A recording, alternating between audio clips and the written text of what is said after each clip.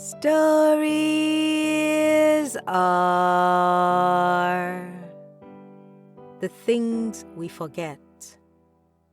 My name is Osadumebi, and every week I will tell you a short story written by a Nigerian writer or author. That's the long and short of it. So without much ado, this week's story is by Ifeoluwa Makanjuola, and it's titled The Memory Terrace. I remember the smell of firewood, the smoke curling through the air like ghosts. I remember the sour stench that always came with the bleating of goats. Mama's house was a crumbling 3-story building. Every crack was filled with memories. Every chip in the wall whispered stories older than me. It was big, tired, like a body that had lived too many lives. I used to think old houses were for old people, which is why I never understood why Uncle refused to leave. The staircase clung to the house's side, wedged between the fence like a secret. The living room always looked half dead, like it fed on darkness, yet cried to the windows to widen and begged the light to stay. At the far corner of the room curled another staircase, sloping upward, like a crooked spine that led to the end. The terrace was where it all began, where I lost my pencils, my glasses, and my memory. From up there, I could see everything. The water factory puffing on the right. The neighbors hanging dyed wrappers like flags. The narrow road that led away from the house with a skin caked like black mud. Chickens paraded across it, their feet clad in what I once believed were fashionable Ankara anklets. I remember dancing around potholes, tight-roping the gutters, picking soda caps and trading them like rare currency. For bottles, sticks, dull parts, and sometimes silence. The food made my nose run, throat burn, eyes water, but I always wanted more.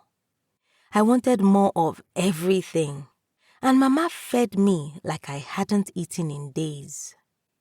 I would drink so much water, I could hear it sloshing in my belly when I walked. I played hide and seek with children whose names I never learned, whose faces faded before I could memorize them.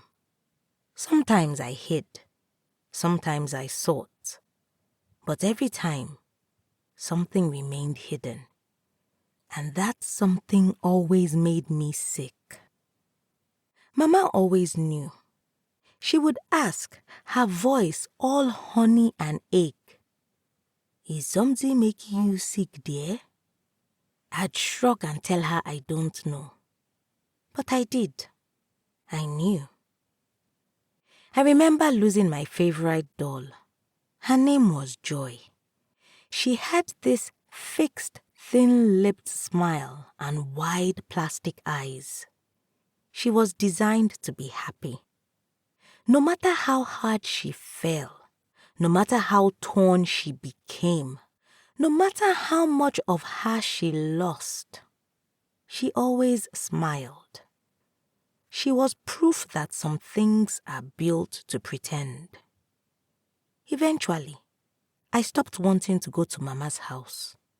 Not because she passed, but because something else was buried with her. I got older. We stopped visiting the house. The light never got in. I became quieter, different.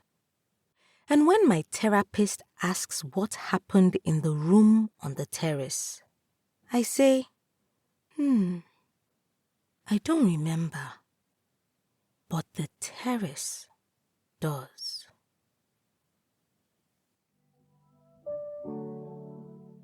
Ifeoluwa Makanjuola is a Nigerian writer and biochemistry graduate who grew up in the suburbs of Lagos. Her work explores identity, change, grief, and belonging. When she isn't writing, she edits photos and videos or dreams up new ways to capture beauty in the ordinary. Her work appears in Kalahari Review, Numen of Story, and other platforms. You can read more of her work on her blogspot, Thoughts in Ink.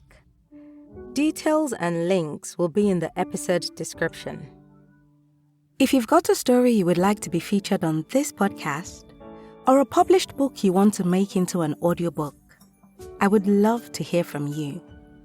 Send an email to info@osadumebi.com or send me a message at osadumebi on either Facebook, Instagram, LinkedIn, or X. I look forward to collaborating with you. And if you've enjoyed this week's episode, please subscribe, leave a review, and share this episode with that one person you know will enjoy listening. Tell them that stories are a good escape for a few minutes each week.